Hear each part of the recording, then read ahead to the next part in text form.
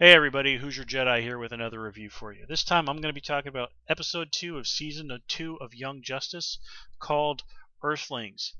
Overall, I think this was very much a big improvement over last week's episode, although the main reason for that is I'm no longer feel thrown off my equilibrium like I did last episode just by trying to wrap my head around all these massive changes. I like that the writers it focused entirely on the team who went to Ron. That just giving us a very focused story helped ground us in what appears to be the new reality that we're dealing with, and helps it come into focus to feel more real and to move things forward. I'm still kind of wondering if the cosmic reset button isn't going to get pushed at some point, but regardless of that, I'm now interested and invested in what's going on, and I do like that quite a lot. Now, before I get into talking more about the story and the characters and all that, one thing that I have to admittedly geek out a little bit here over is the casting of Zardoth. If you didn't realize who that is none other than the esteemed British actor Morgan Shepherd. Now, if the name sounds familiar to you, he's one of those guys who you might not be able to recognize his face, or you might not be able to recognize his face immediately in your mind. But he's been in a million things. Let's see. Most recently, he was on Doctor Who last season, playing the older version of the American government agent that the Doctor befriended, Canton, Delaware. He's also recently played the senile priest last season on Dexter. He recently was also the voice of the narrator in the game Civilization V. Great game. I have it on my computer. I love it. But to me, he will always be Dr. Zito from MacGyver. Apart from Murdoch, really MacGyver's only reoccurring nemesis. I know that sort of dates me a little bit, but I really did become such a big fan of that actor in that role. So I just really enjoy it whenever he turns up anywhere, and he's been doing quite a bit of animation work in the States recently. So I think that's great. But anyway, let's jump in. Let's focus on the characters here. This episode.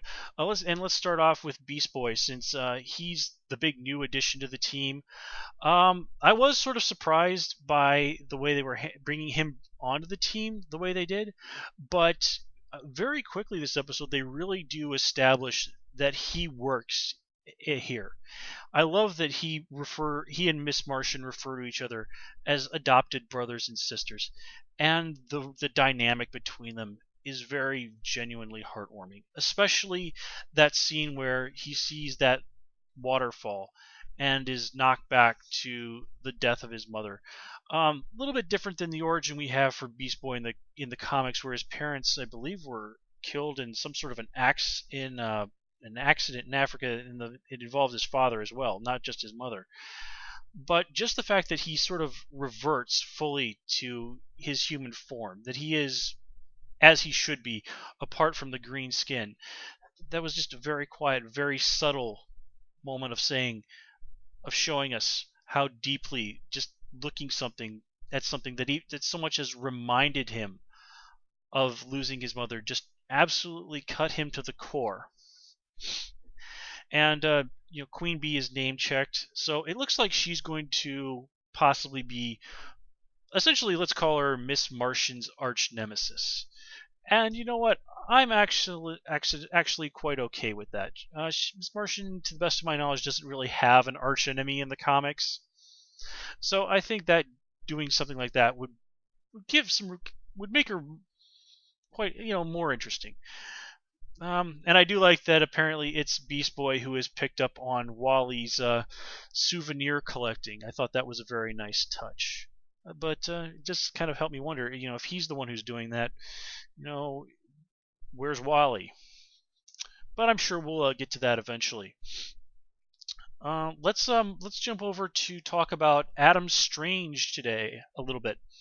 I do sort of like that the outfit he was wearing was very much a nod to his sort of spaceman spiff Buck Rogers out from the comics, but it wasn't so rooted in the very well, basically Adam Strange's comic costume, as best I understand, was sort of cooked up back in like the late 50s or the early 60s, and it very, very heavily reflects that.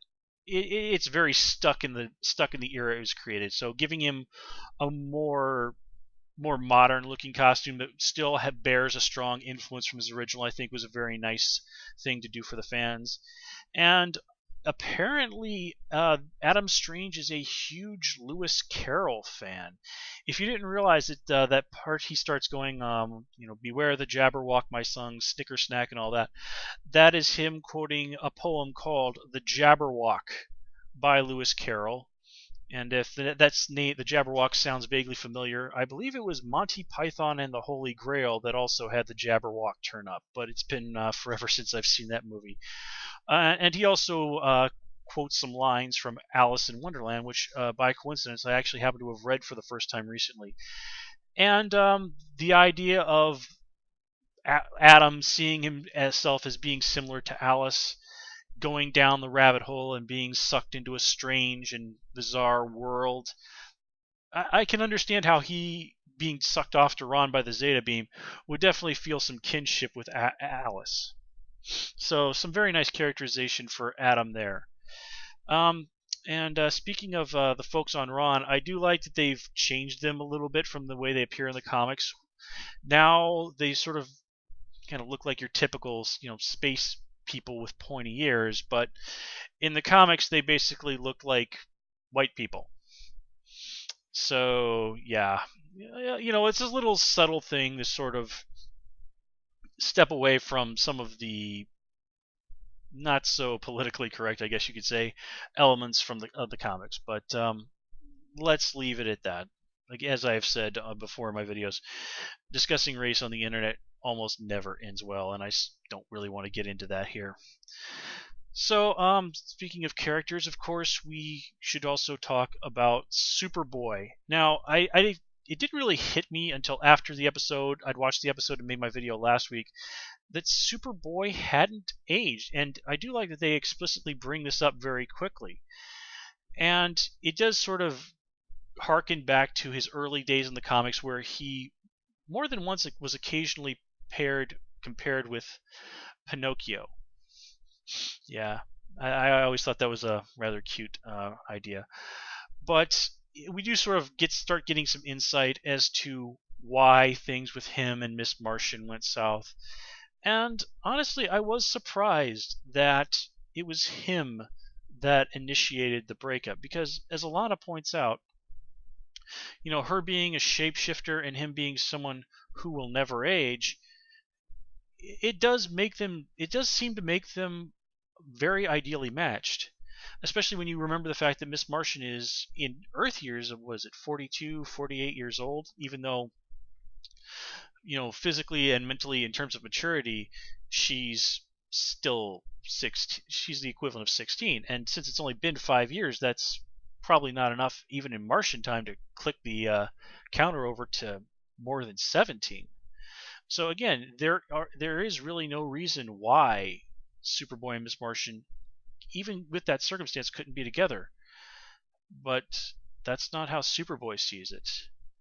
And I'm really curious to know more about why that is. And I do like the fact that it's made very clear that Miss Martian has not quite gotten over this.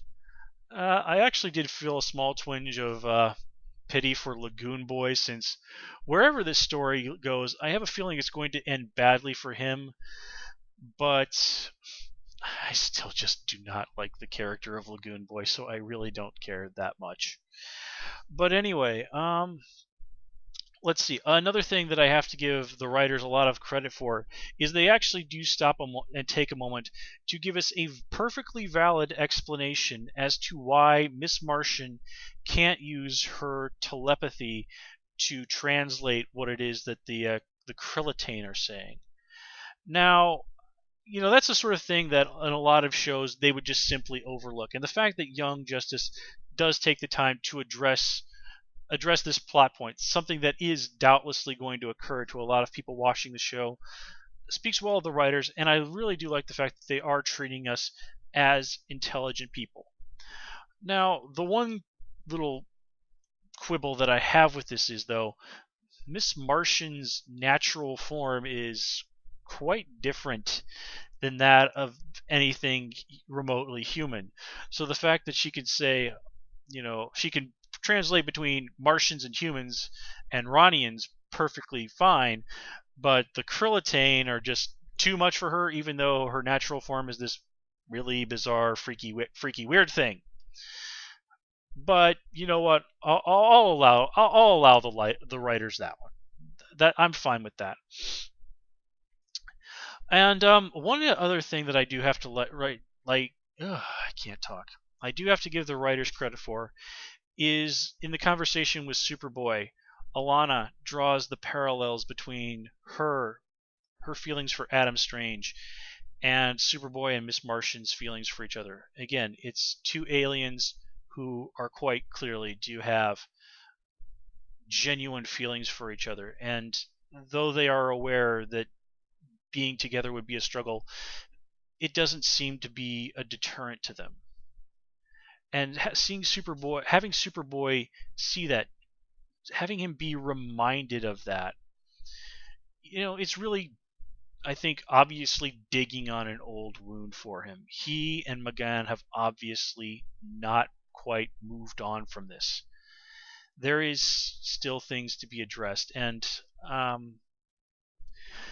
I will say that I do think this is an interesting way of keeping the romance, the character dynamics interesting in the new season, because as we saw, things seem to be very, maybe not wrapped up, but very firmly they very firmly came together in the final episode of last season.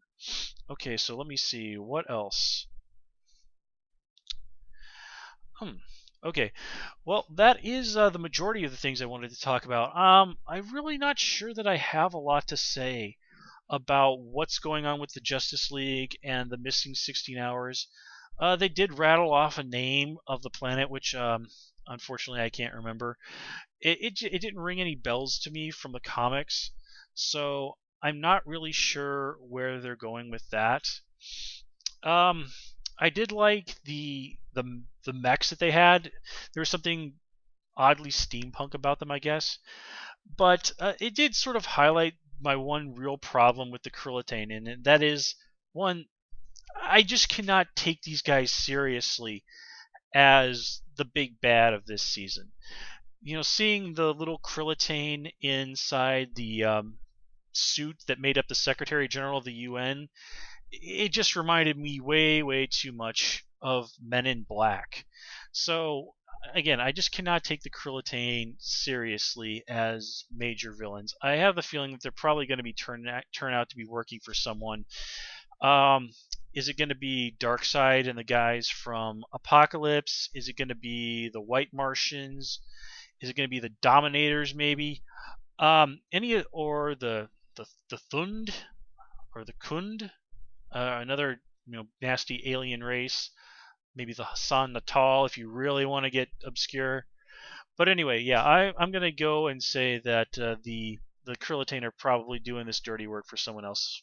I just cannot see these little tiny mole man critter rejects as being our main adversaries for this season.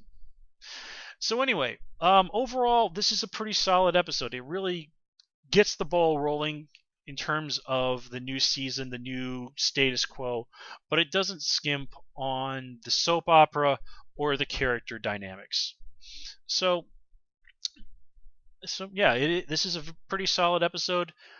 I'm definitely interested to see where this new season is going, and that's going to be it. As always, until next time, folks, take care, and you have a good one.